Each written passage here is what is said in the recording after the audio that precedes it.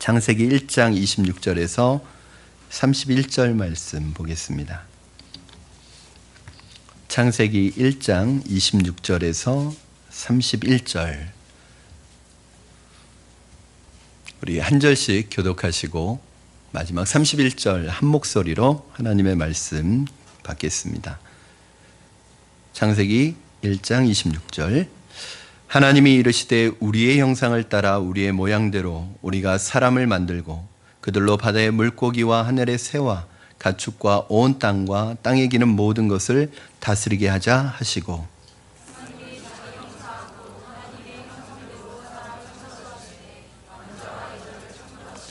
하나님이 그들에게 복을 주시며 하나님이 그들에게 이르시되 생육하고 번성하여 땅에 충만하라 땅을 정복하라 바다의 물고기와 하늘의 새와 땅에 움직이는 모든 생물을 다스리라 하시니라.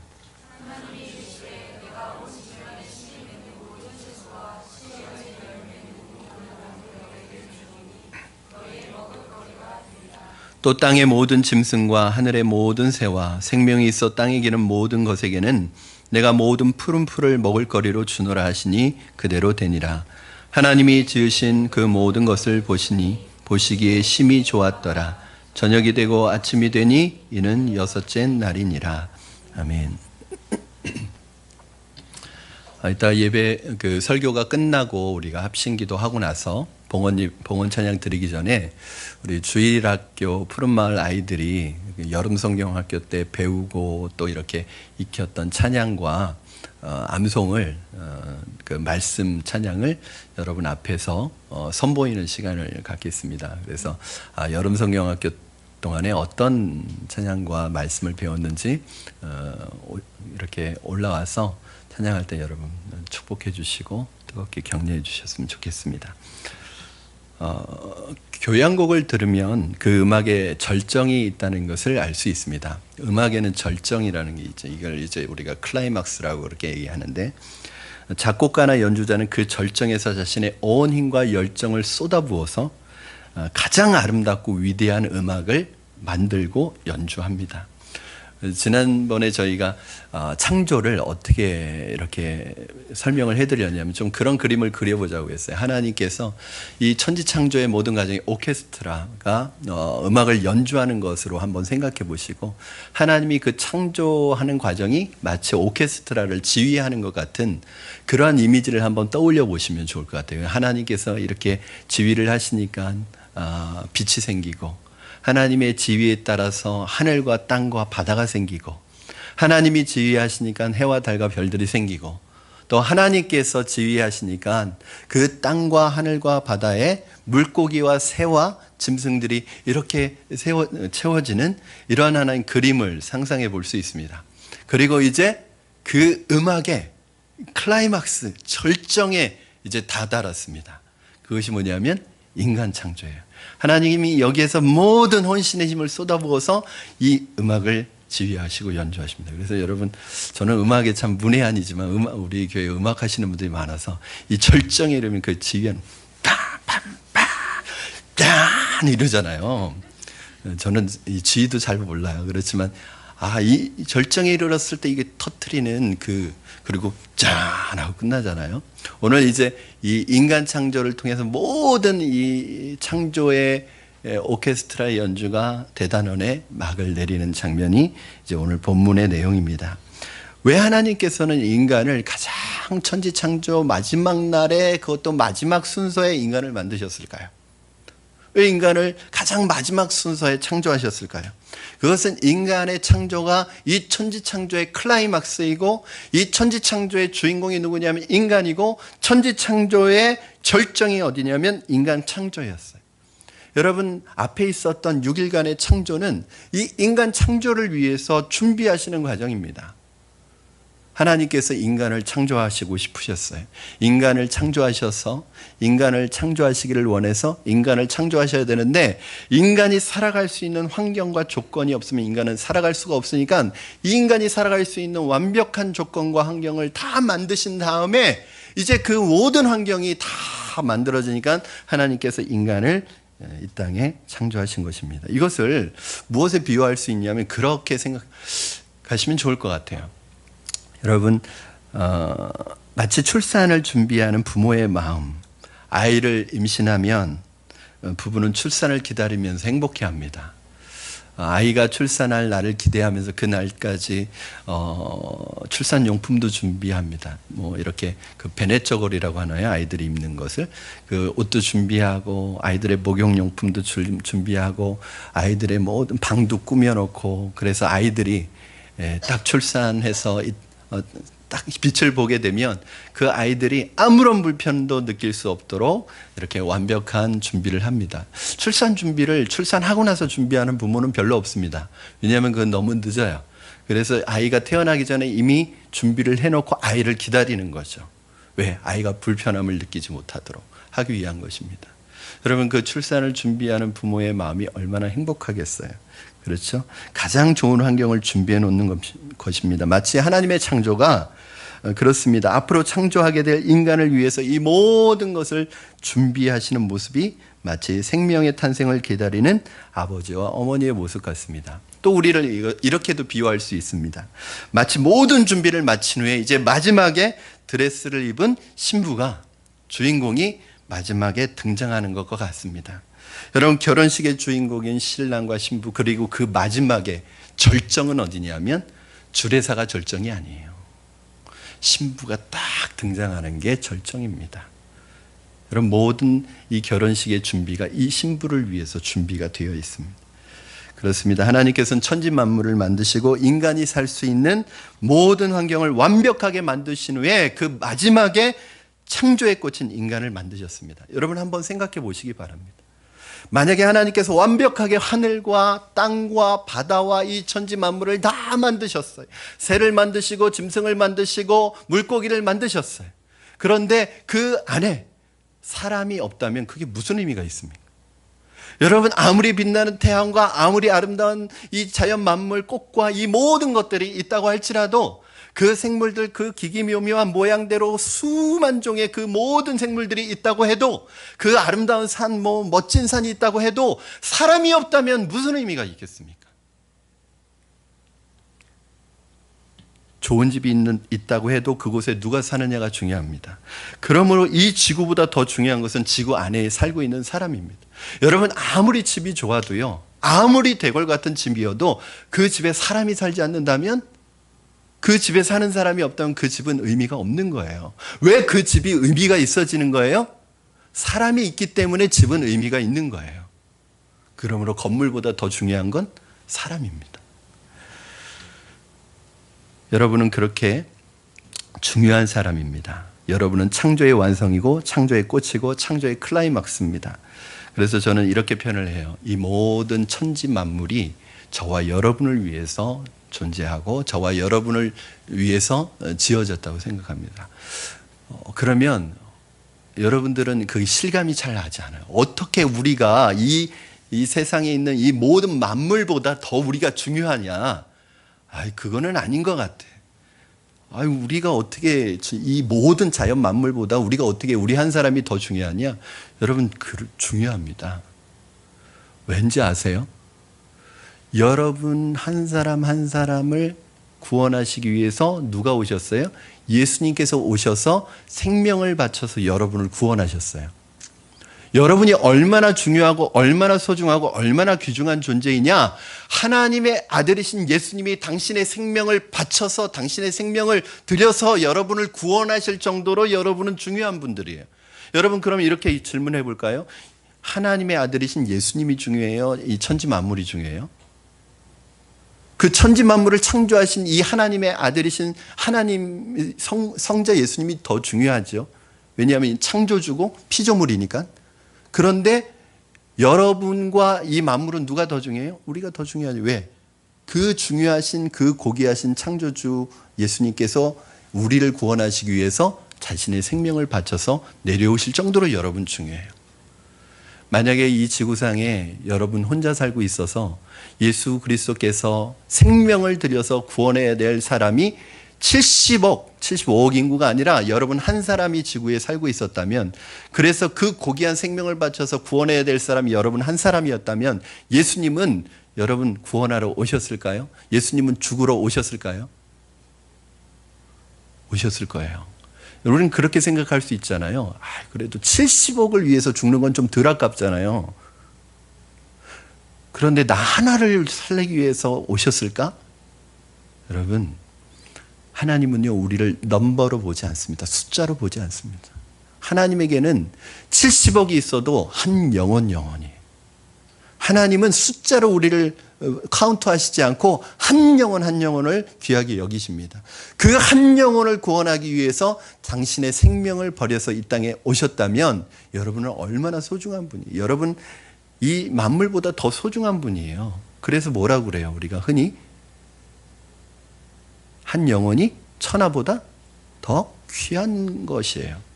왜? 예수님께서 생명을 바쳐서 저와 여러분을 구하셨기 때문에 그 예수님의 생명보다 더 귀한 건 아무것도 없어요. 그러므로 여러분 자신을 귀하게 여기셔야 합니다. 우리가 그렇게 고귀한 존재, 예수님께서 목숨 바쳐서 구할 정도로 고귀한 존재, 결코 자기를 학대하지 않을 것입니다. 이걸 알면 정신적으로 육체적으로 자기를 학대하시면 안 됩니다. 자기에게 고통을 주시면 안 됩니다. 아무리 고통스러워도 스스로 목숨을 끊을 생각을 하면 안 됩니다. 내가 병을 앓고 있어도, 지금 부족해 보여도, 가난해도, 그래서 사람들이 나를 무시하고 별 볼 일 없이 보여도 나는 귀한 사람입니다. 존귀한 사람입니다. 여러분, 제가 사실은 예수님을 믿고 가장 많이 변한 게 뭐냐 하면 바로 나 자신을 바라보는 이 시선이 바뀌었어요. 저는 사실은 자존감이 굉장히 낮은 사람입니다. 환경이 그럴 수밖에 없었어요. 가난해도 그렇게 가난할 수가 없었고, 가정 환경이 그렇게 좋지 않았고, 스스로 내가 빨리 돈을 벌어야겠다고 생각해서 인문계 고등학교를 가지 않고 실업계 고등학교를 가서 빨리 내가 돈을 벌 수 있는 데로 간다, 그렇게 생각할 정도로. 그래, 사실은 뭐 이걸 다 설명할 수는 없습니다. 그런데 그러다 보니까 자존감이 낮아요. 자존감이 낮다는 건 뭐냐면 자존심이 세요. 자존심은 열등감에서 오는 거거든요. 여러분, 그런데 제가 예수님을 영접하고 나서 제일 먼저 달라진 게 뭐냐 하면 제가 소중한 존재라는 걸 깨닫기 시작했어요. 그래서 제가 어떤 웃긴 행동을 했는지 아세요? 아침마다 일어나서 씻을 때마다 거울을 보고 저 스스로에게 말을 했어요. 선포를 했어요. 형민아, 너 결코 쓸모없는 사람 아니야. 넌 소중한 존재야. 넌 귀한 존재야. 너는 하나님께서 가장 사랑하시는 존재야. 그렇게 스스로에게 말을 했어요. 그러고 보니까 제가 귀하게 여겨지더라고요. 그 다음부터 제 얼굴에 웃음이 생기기 시작했습니다. 여러분, 저 얼굴이요, 웃음기가 하나도 없는 얼굴이었어요. 제 옛날 사진을 한번 보시면 사진을 찍으면 화난 사람 같았습니다. 지금도 제가 안 웃고 있으면 화난 사람 같습니다. 그런데 하나님께서 저에게 웃음을 주시기 시작하셨어요. 여러분은 소중한 존재입니다. 이걸 기억하셔야 돼요. 오늘 26절 말씀을 가지고 여러분과 세 가지를 나눌 거예요. 세 가지가 들어있어요. 이 26절에는 하나님이 우리를 창조하신 그 창조가 다른 창조하고 구별되는 특별한 이유 세 가지가 있어요. 그런데 이 세 가지도 다 못 봐요. 오늘은 두 가지밖에 못 봅니다. 세 번째는 다음에 볼 거예요. 우리 26절 말씀 여러분 같이 한번 보시기 바랍니다. 시작. 하나님이 이르시되 우리의 형상을 따라 우리의 모양대로 우리가 사람을 만들고 그들로 바다의 물고기와 하늘의 새와 가축과 온 땅과 땅에 기는 모든 것을 다스리게 하자 하시고. 아멘. 제가 말씀드렸듯이 이 26절은 인간의 창조가 다른 창조하고 구별되는 특별한 이유 세 가지가 있는데 오늘 두 가지만 살펴볼 거예요. 첫째, 뭐가 다른가? 하나님께서 사람을 창조하실 때는 의논을 하셨다는 거예요. 상의를 하셨다는 거예요. 여러분, 26절 말씀해 보니까 하나님이 이르시되 우리가 우리의 형상대로 우리의 모양대로 사람을 만들고 그로 어떻게 하자, 이렇게 얘기하세요.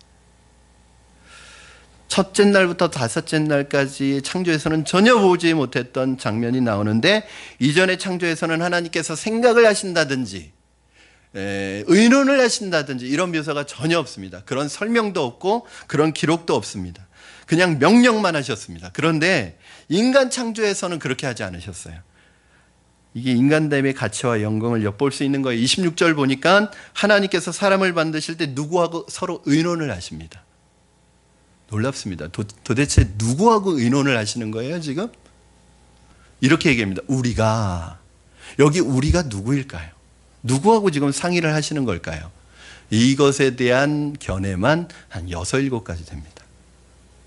그만큼 어렵다는 얘기예요. 그래서 사실은 그걸 다 말씀드릴 수는 없고 그 중에서 가장 일반적인 거 2가지 말씀드리겠습니다. 어떤 사람들은 여기서 우리를 천사로 해석합니다. 천사들. 그러니까 하나님이 인간을 창조하시기 위해서 누구하고 상의를 하셨냐면 천사들과 상의를 하셨대요. 천사들과 상의를 하시면서 여러분 뭐라고 그래요? 천사들에게 인간을 어떻게 만들지 물어보셨다는 거예요. 여러분 말도 안 됩니다. 그렇죠? 하나님이 피조물인 다스리는 종인 천사에게 야 인간 어떻게 만들면 좋을까 이렇게 상의하셨다는 거 이 자체가 말이 안 되는 거예요. 그런데 이런 주장을 하는 사람들의 주장이 많다는 거예요. 의외로. 여러분 그렇다면 사람은 천사의 형상으로 창조된 것입니까? 그렇지 않습니다. 그렇다면 여기에서 우리는 누구를 가리키는가? 바로 삼위일체 하나님을 가리키는 것입니다. 즉 인간의 창조를 성부, 성자, 성령 삼위 하나님께서 서로 의논하시는 거예요. 즉 인간을 창조하실 때는 하나님 안에서 하나님 삼위일체 하나님께서 서로 의논하셨다는 거예요. 아마도 유대인들은 도저히 이 부분을 보면서 이해가 안 됐을 거예요. 황당했을 거예요. 여러분 한번 생각해 보세요. 하나님이 이르시되 주어가 하나님이에요. 단수예요. 그런데 그 안에 뭐가 존재하고 있냐면 복수가 존재하고 있어요. 하나님이 이르시되 우리가 이렇게 되고 있어요. 여러분 사실은 이게 말이 안 되잖아요. 문장은 성수가 일치가 돼야 돼요. 그렇죠? 성수 격이 일치가 돼야 되잖아요. 그런데 수가 일치가 안 돼. 주어는 단수야. 그런데 그 안에는 복수야. 원래는 어떻게 돼야 되죠? 하나님이 이르시되 내가 나의 형상을 따라 나의 모양대로 내가 사람을 만들고 이렇게 해야 되지 않습니까? 그런데 이상해요. 하나님이 이르시되 우리가 우리의 형상대로 우리가 사람을 만들고 그들로 다스리게 하자 하시고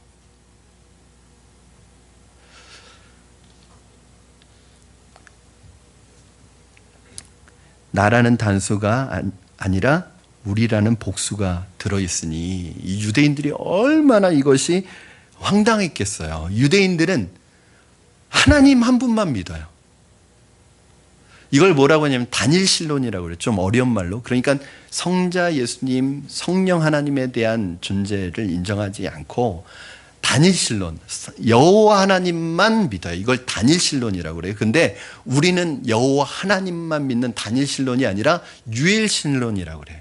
이건 뭐냐면 성부, 성자, 성령 하나님이 한 분이심을 믿고 그분이 우리가 믿는 하나님이세요. 여러분 그런데 참 유대인들이 고마운 게 있어요. 이스라엘 사람들이 고마운 게 있어요. 만약에 이스라엘 사람들이 야 이거 문법적으로 안 맞아. 이거 이성적으로 말도 안 돼. 그리고 여기에 우리를 나로 바꾸어 버렸으면 어떻게 됐겠어요? 이 성경을 받아서 기록한 모세나 그리고 이 필사를 계속 해오잖아요. 이걸 필사본들이 만약에 서기관들이 이걸 기록하다가 이거 틀린 말이네? 이게 왜 단수인데 여기 복수지? 그리고 나로 바꿨으면 어떻게 됐겠어요? 그런데 참 고마운 것은 유대인들이 바꾸지 않았다는 거예요. 지금은 이해가 되지 않지만 하나님께서 말씀하셨다면 하나님의 진리의 빛이 드러나게 될 때 이 뜻을 분명하게 알 것이라고 믿고 이걸 그대로 놔뒀어요. 여러분 이게 뭐냐면 하나님의 섭리예요. 여러분. 우리가 성경을 왜 하나님의 말씀으로 받아들여요? 사람이 기록했는데 사람이 기록했으니까 틀린 부분도 있을 텐데 그러나 하나님께서 사람이 기록한 이 내용이지만 이것이 하나님의 말씀으로 부족함이 없도록 그 모든 과정을 간섭하셨다는 것을 믿는 것이 바로 이것이 하나님의 말씀이라고 믿는 것이에요. 여러분 그러나 신약에 살고 있는 신약 시대에 또 신약을 알고 있는 우리는 이 구절을 읽을 때 전혀 황당하지 않습니다. 전혀 혼란스럽지 않습니다. 왜 그러냐면 이것은 바로 성부, 성자, 성령 하나님을 나타내는 구절이기 때문에 그렇습니다. 구약에서 삼위일체 하나님을 나타내는 근거가 되는 아주 중요한 구절입니다. 유대인들은 오직 성부 하나님만 계시다고 생각했지만 우리는 삼위 하나님을 믿습니다. 하나님은 한 분이시지만 세 위격으로 존재하시고 삼위 하나님은 각각의 위격이 인격과 기능을 각각 가지고 계세요. 그리고 권능과 능력에 있어서도 동일한 분이세요. 그런데 이 세 위격을 가지고 계신 분이 한 하나님으로 하나로 존재하신다는 게 이 삼위일체예요. 여러분, 이 성부, 성자, 성령 하나님은 구별되세요. 같은 분이 아니세요. 그런데 하나로 존재하세요. 도저히 이해가 안 되는. 빌립보서 2장 6절에서 8절에 보면 성육신을 설명하는데 이렇게 얘기합니다. 예수님 얘기를 하는 거예요. 그는 누구예요? 예수님은 근본 하나님과 본체시나 하나님과 동등됨을 취할 것으로 여기지 아니하시고, 이 말은 뭐예요? 원래는 동등한데, 원래는 동일한데 그 동등됨을 스스로 버리시고 인간의 몸을 입고 내려오셨다는 거 아니에요. 즉 성부 하나님과 성자 예수님은 권능과 능력과 영광에 있어서 동일한 하나님이, 같은 하나님, 위격과 기능이 달라요. 그러나 한 하나님으로 존재하시는 그 하나님. 여러분, 인간의 창조는 이 삼위일체 하나님의 의논 속에서 이루어졌다는 거예요. 창세기에는 이 삼위 하나님께서 어떤 의논을 하셨는지 구체적으로 나와 있지 않아요. 그러나 중요한 것은 하나님이 의논하셨다는 거예요. 여러분을 이 땅에 보내실 때, 하나님이 여러분을 창조하실 때 여러분을 계획하시고 여러분에 대해서 여러분 의논하셨다는 거예요. 특별하게. 그래서 그냥 생긴 사람은 없습니다. 우연히 생긴 사람 없습니다. 부모는 나를 원하지 않았을지 모르지만, 실수로 생겼을지 모르지만, 원하지 않았는데 덜컹 생겼을지 모르지만, 하나님은 한 사람도 그냥 우연히 이 땅에 보내시지 않으셨습니다. 계획하시고 의논하시고 보내셨습니다. 사랑하는 여러분 그냥 생긴 존재가 아니에요. 우연히 생긴 존재가 아니에요. 하나님의 설계와 계획을 통해서 이 땅에 온 존재임을 믿으시기 바랍니다. 그러므로 저는 여러분 자신을 소중히 여기시기를 주님의 이름으로 축원합니다. 정신적으로 육체적으로 자신을 학대하지 마십시오. 우리는 그렇게 함부로 대해도 되는 존재가 아닙니다.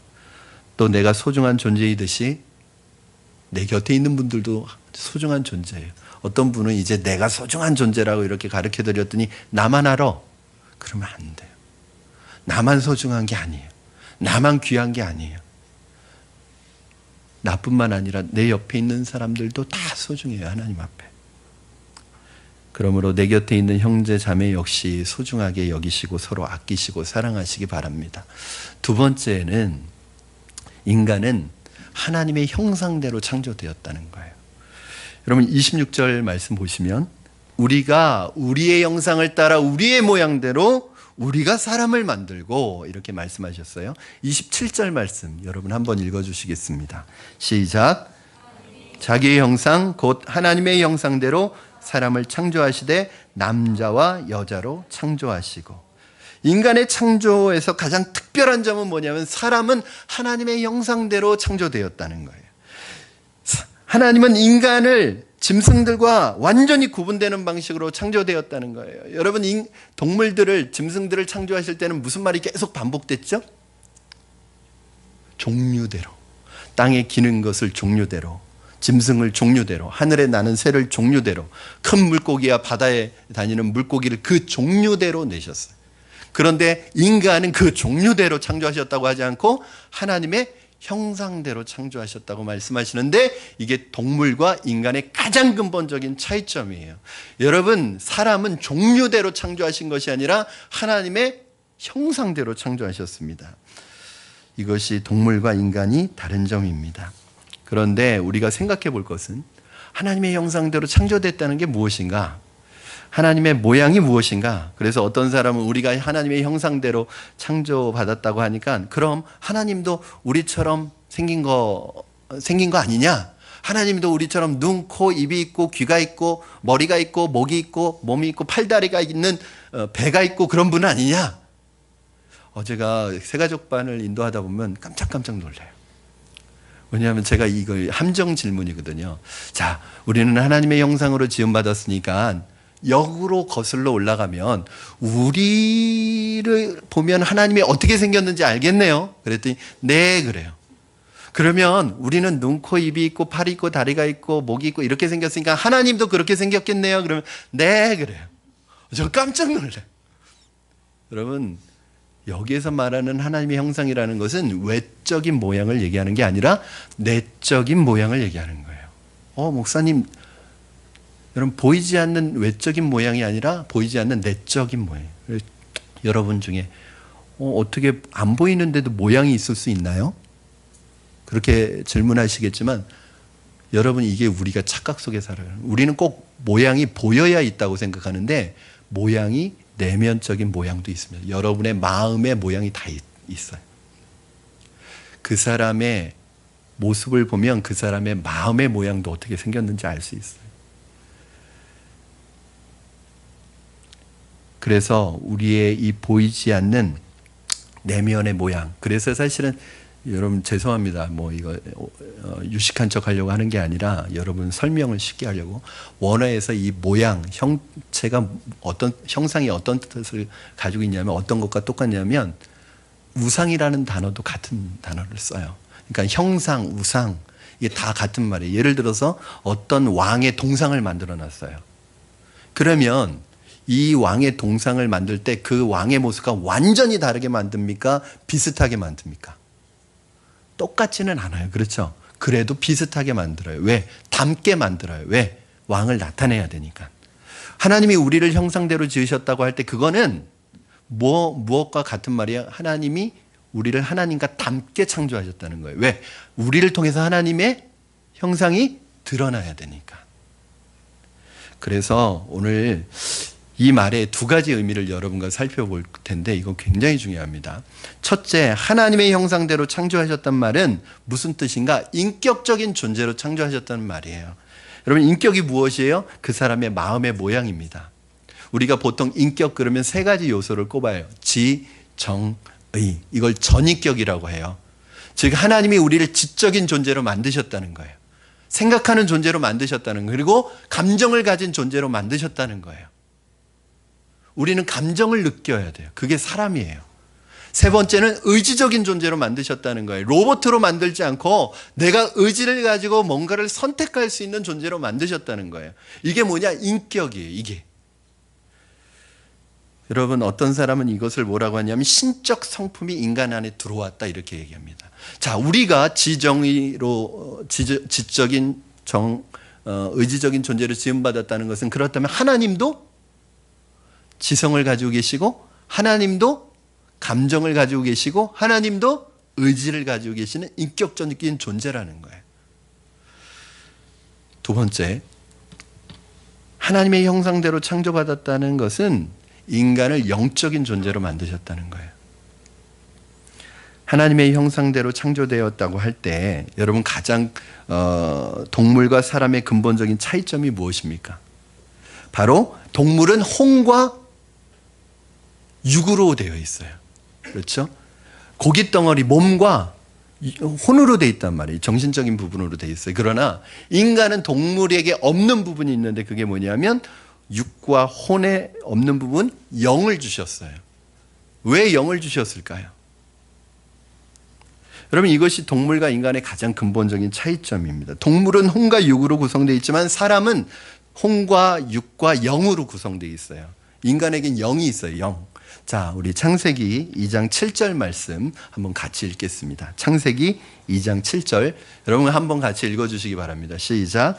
여호와 하나님이 땅의 흙으로 사람을 지으시고 생기를 그 코에 불어넣으시니 사람이 생명이 된지라. 여러분, 이게 이제 동물들과는 다른 점인데 사람은 하나님이 흙으로 사람을 지으신 다음에 어떻게 했어요? 그 코에 생기를 집어넣으셨다고 하는데 이 생기라는 단어가 푸뉴마라는 단어, 르아우라는 단어예요. 이게 뭐냐면 무슨 뜻을 가지고 있냐면 바람, 생기, 영 이런 뜻을 가지고 있어요. 즉 하나님이 사람에게 뭘 불어넣으신 거예요?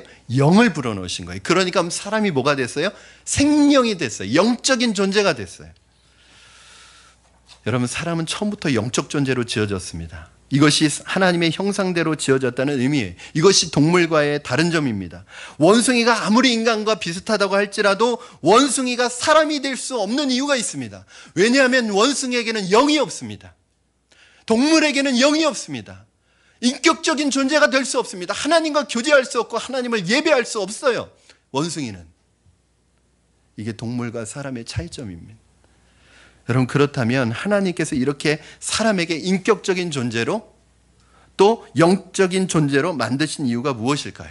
이것은 하나님이 사람을 만드신 목적과 관계가 돼요. 연결되어 있어요. 그러면 한번 우리 이런 질문을 해보면 좋을 것 같아요. 그러면 하나님이 사람을 왜 창조하셨을까요? 여러분 아시죠? 다. 그렇죠? 하나님은 뭔가 부족해서 우리를 지으신 게 아니에요. 하나님은 뭔가 우리를 어떤 일에 이용하기 위한 도구로, 소모품으로 우리를 지으신 것이 아니에요. 고대 신화들의 신화를 보면은 신들이 인간을 왜 짓는지 아세요? 부려먹으려고 짓습니다. 도구로 짓습니다. 그리고 소모품으로 지어서 소모돼 버리면 버려버리는 그런 소모품으로 만들어요. 그러나 하나님은 우리를 그런 소모품으로, 도구로 지으시지 않으셨어요. 하나님이 우리를 지으신 목적은 뭐냐면 우리를 하나님과 함께 있어서 하나님과 사랑의 교제를 나누는 사랑의 대상으로 지으신 거예요. 여러분, 예를 들어서 남자가 여자와 결혼하는 이유가 여자를 애 낳는 도구로 쓰기 위해서, 혹은 성적인 만족을 위해서, 또 집안일을 해줄 수 있는 가정부가 필요해서 결혼하는 건 아니잖아요. 남자가 여자와 결혼하는 이유는 뭐예요? 서로 이용하거나 필요하기 때문이 아니라 서로가 사랑하고 교제하기 위해서 결혼하는 것입니다. 인간의 창조도 마찬가지입니다. 하나님이 어떤 목적을 위한 도구로 여러분을 만드신 것이 아니라 여러분을 어떤 목적을 이용하기 위한 도구로, 소모품으로 만드신 것이 아니라 하나님께서 우리를 만드시고 이 땅에 존재케 하신 가장 큰 목적은 바로 하나님과 함께 있으면서 교제하게 하시고 사랑을 나눌 대상으로 만드신 것입니다. 이것이 우리의 창조의 목적입니다. 우리가 흔히 인생의 목적을 뭐라고 하죠? 인생의 목적, 여러분들 모르는 분 없죠? 하나님의 영광을 위한 게 인생의 목적이에요. 그러면 여러분, 하나님의 영광을 위해서 살아가는 게 뭐죠? 어떻게 하면 하나님의 영광을 위해서 살 수 있죠? 어렵게 생각하지 마세요. 하나님을 기쁘게 해드리는 게 하나님의 영광을 위해서 살아가는 거예요. 그러면 하나님은 어떻게 하면 기뻐하실까요? 어떻게 하면 하나님이 기뻐하실까요? 어떻게 하면 하나님이 행복하실까요? 가장 행복하실까요? 하나님을 기쁘시게 하는 것, 하나님을 기쁘게 해드리는 것이 바로 영광인데, 하나님은 여러분이 지어진 목적대로 하나님과 함께 있어서 하나님과 사랑의 교제를 나눌 때 가장 행복해 하십니다. 여러분, 하나님은 여러분이 뭔가 대단한 일을 하고 대단한 업적을 이루고 대단한 사역을 할 때 기뻐하시는 게 아니에요. 물론 그것도 기쁨의 요소가 될 수는 있지만 가장 본질적인 기쁨의 요소는 뭐예요? 그냥 함께 있기를 원하시는 거예요. 제가 언제 부모로서 가장 기쁠까요? 제가 언제 부모로서, 아버지로서 가장 영광스러울까요? 우리 아들이 학교 가서 올 A 막 성적표를 받아가지고 왔을 때 내가 참 잘났구만 뭐 이럴까요? 아니면 우리 아이가 좋은 학교 들어가면 기쁠까요? 가장 행복할까요? 여러분, 좋은 직장에 취직해서 월급을 많이 가져오면 제가 영광스러울까요? 물론 그것도 기쁨의 요소는 될 수 있어요. 그러나 본질적으로 그거는 부수적인 거예요. 여러분, 자녀를 잃어보면 어느 날 갑자기 자녀를 잃은 사람에게 당신의 소원은 무엇입니까? 그러면 다 필요 없어요. 공부 못해도 돼요. 좋은 직장 못 다녀도 돼요. 사회적으로 성공하지 않아도 돼요. 그냥 엄마 품에서 엄마와 함께 있으면 그것으로 족하다는 거예요. 제가 얼마 전에 전단지를 뿌리는 한 어머니를 봤어요. 전단지를 받아보니까 아이를 잃은 지 5년이 됐어요. 미아가 된 지. 여러분, 이 엄마에게 공부 잘하는 아들이 필요할까요? 이 엄마에게 성공한 아들이 필요할까요? 아마 이 엄마에게 물어보면 그냥 나랑 같이 있으면 돼. 그냥 내 곁에만 있어주면 돼. 그게 엄마가 가장 원하는 거예요. 여러분, 자녀가 아픈 분에게 물어보면 다 필요 없어요. 그냥 건강하게 그냥 내 곁에 있어주기만 하면 되는 거예요. 그렇죠? 하나님이 우리에게 원하시는 게 무엇일까요, 여러분? 세상적으로 성공해서 돈 많이 벌어서 높은 명예와 인기를 얻는 거가 아니에요. 여러분이 돈 많이 벌어서 교회 건물 짓기를 원하시는 것이 아니에요. 여러분이 세상적으로 성공해서 유명한 사람이 돼서 여러분도 유명해지고 여러분이 다니는 우리 교회도 유명해지는 게 아니에요. 하나님은 여러분과 함께 계시고 싶은 거예요. 여러분이 그냥 하나님과 교제하기를 원하시는 거예요. 내 곁에 있기를 원하시는 거예요. 나와 사랑의 교제를 원하시는 거예요. 왜? 그게 우리가 지어진 목적이니까. 어떤 분들은 목사님, 제가 하나님을 위해서 돈 많이 벌어가지고 하나님의 일을 하겠습니다. 교회 건물 짓겠습니다. 정말 하나님의 일을 많이 하겠습니다. 정말 하나님이 그걸 원하실까요? 그런데 그런 원대한 포부와 꿈을 가지고 있는데 하나님과는 교제 안 해요. 하나님 만나지도 않아요. 하나님이 원하시는 그거 아니에요, 여러분. 그냥 하나님이 이렇게 얘기하세요. 나랑 좀 같이 있자. 나 그거 원하는 거 아니야. 그거 필요 없어, 나. 그냥 너만 내게 있어주면 돼. 우리가 제일 안 되고 못하는 게 뭐예요? 하나님과 함께 있는 거예요. 하나님과 교제하는 거예요. 이것이 내 인생의 목적이고 나를 지으신 주님의 목적인데 우리는 이것을 잃어버리고 자기 영광을 위해서 살아가요. 그러니까 허무한 거예요. 왜? 나는 하나님과 함께 있도록 창조되고 하나님과 교제하도록 창조됐는데 그것을 살아가니까 아무리 성공하고 아무리 많이 모으고 아무리 좋은 학교에 들어가고 아무리 좋은 차를 타고 다녀도 허무한 거예요. 왜? 내가 지어진 목적대로 살고 있지 못하니까. 하나님은 심심하지 않습니다. 하나님이 심심해서 우리를 만드신 거 아니에요. 하나님이요, 여러분을 만드셔서 정말 하나님의 위대한 그 하나님의 역사에 여러분을 참여시켜서 여러분에게 좋은 거 보여주고 싶은 거예요. 여러분 어디 가면, 좋은 여행지 가면, 멋진 광경을 보면 누가 생각나요?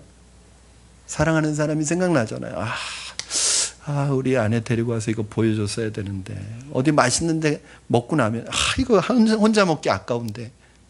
여러분, 하나님이 그러시는 거예요. 하나님이 행하시는 이 위대한 역사, 앞으로 펼쳐질 위대한 역사는, 이거는 하나님의 역사를 함께 보여주고 함께 그것을 누리고 함께 하기 위해서 하나님이 우리를 지으셨어요. 여러분, 우리가 해야 될 건 하나님과 함께 있으면서 누리면, 내가 바둥바둥 성공하려고 그렇게 살지 않아도 하나님이 보여주시는 이것으로 우리는 누리는 삶을 살아갈 수 있어요. 이렇게 하나님과 교제를 나누는 사랑의 대상으로 창조하셨기 때문에 우리에게 무엇이 필요한 거예요? 하나님께서 우리를 교제를 나눌 대상으로 필요했기 때문에 교제를 나누기 위해서 필요한 게 있는 거예요. 그게 뭐냐면 인격이 있어야 돼요. 인격. 지정의가 있어야 교제가 되는 거예요. 여러분, 우리가 인격이 있다고 해서 이게 우리 게 아니에요.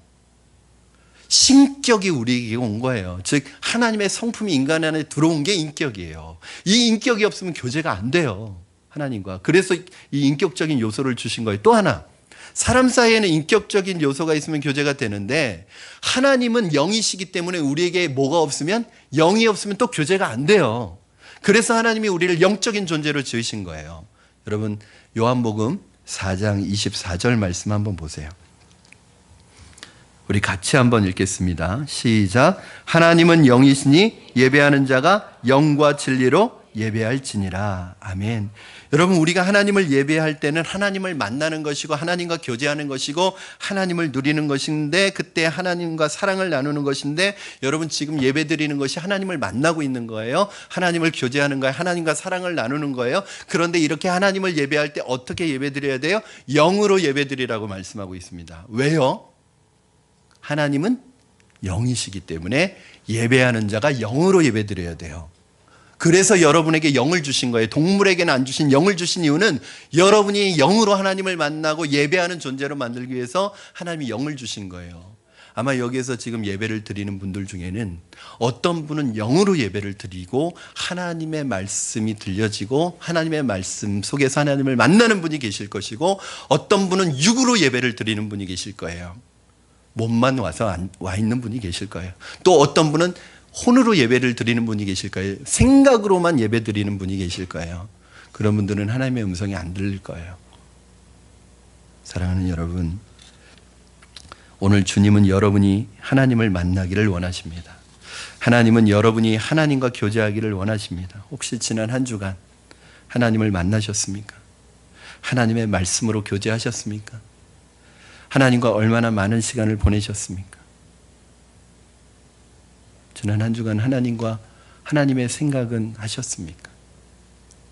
하나님, 지난 한 주간 여러분 곁에서 여러분이 말 걸기를 기대하시고 기다리고 계셨을 텐데 그 하나님께 한마디라도 건네셨습니까? 여러분, 그렇게 하셔야 합니다. 왜냐하면 그것이 우리가 창조된 목적이기 때문입니다. 우리는 이때 가장 큰 행복을 느껴요. 여러분, 사람은 언제 가장 행복할까요? 우리는 하나님과 함께 있도록 지어졌기 때문에 하나님과 함께 있을 때 제일 행복하고 제일 평안하고 제일 기쁘고 제일 행복해요.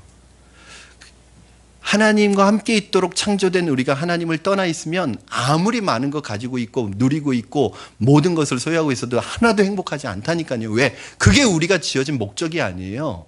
그렇기 때문에 여러분, 저는 여러분이 하나님 품 안으로 들어오시기를 바랍니다. 하나님 만나시기를 바랍니다. 이 행복이 있기를 바라고, 이 평안이 있기를 바라고, 이 기쁨과 누림이 여러분의 있기를 주님의 이름으로 축원합니다. 사랑하는 여러분, 인간은 동물이 아닙니다. 아멘.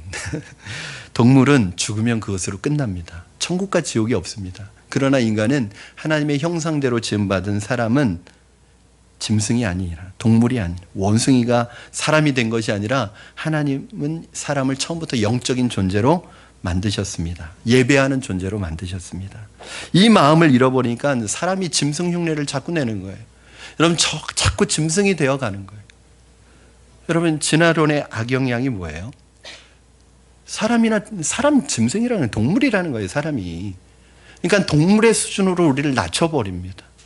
그러니까 사람을 인종 청소, 인간 청소가 뭐예요? 사람을 마치 그냥 이 닭이나 돼지들 살처분하는 것처럼 그냥 사람을 집단으로 안매장하고 사람을 집단으로 실험용으로 사용하고 사람을 이 집단으로 죽이는, 여러분, 이것은 인간이 하나님의 형상으로 지음받은 존재란 특별한 존재라고 생각하면 절대 이런 일을 할 수 없습니다. 사람을 뭘로 보는 거예요? 동물로 보는 거예요. 그냥 가축처럼 보는 거예요. 그러니까 그렇게 죽일 수 있고 그렇게 함부로 할 수 있고 그렇게 실험할 수 있는 거예요.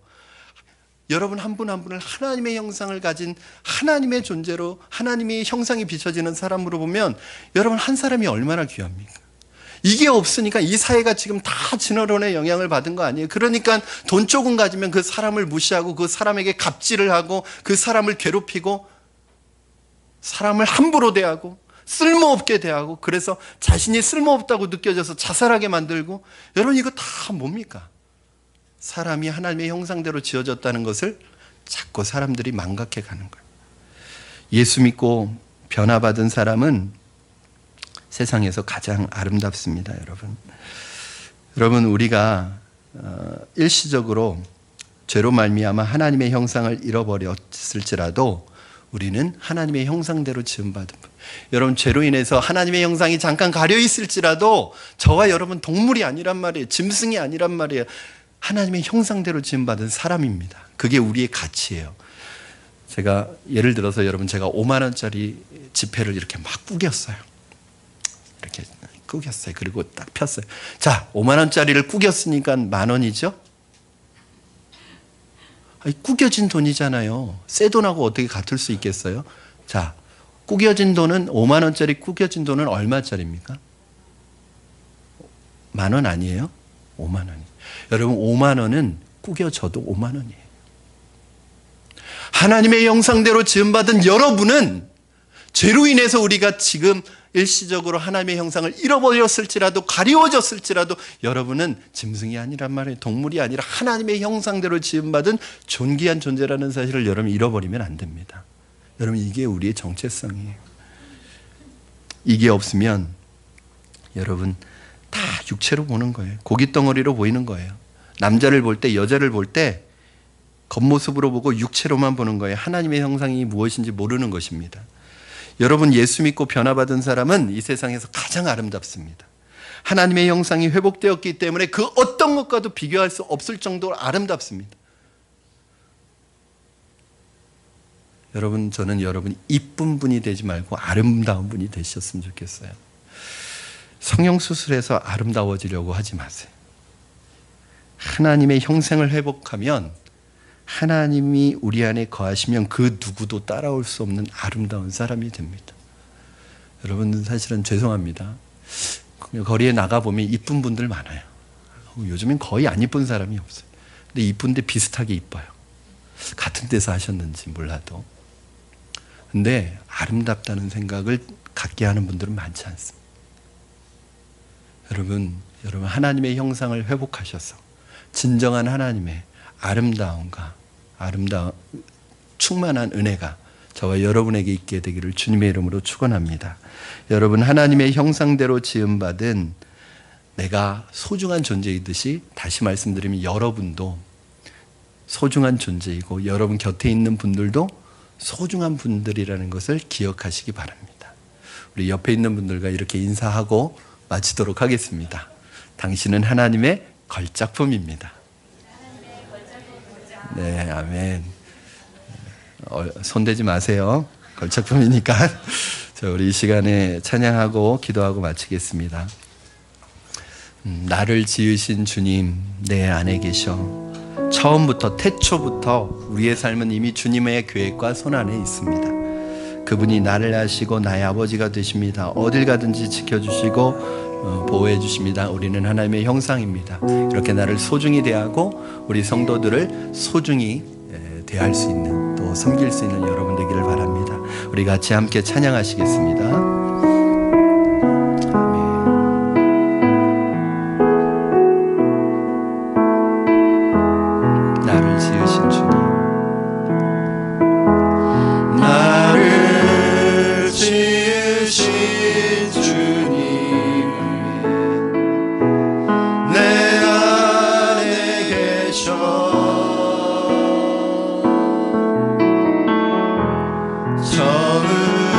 처음부터